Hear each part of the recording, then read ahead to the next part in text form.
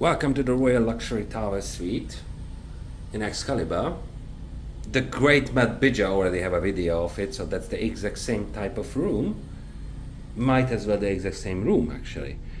And anyways, here is the kitchenette with the almost full-size fridge with a sink.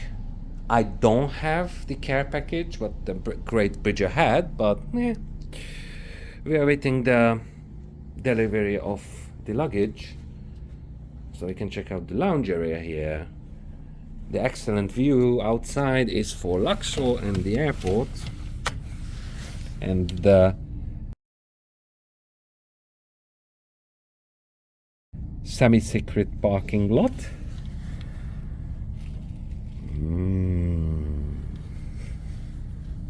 Nice view. Anyway, we go to the bedroom area. Decent sized bed, same view as and from the other window, the same cabling what the great Bridger was complaining about, the not so big size television. There's a swings there like this. Then we also have the infamous tub, which is the main reason I have this suite. A shower, 2 sinks, and another toilet.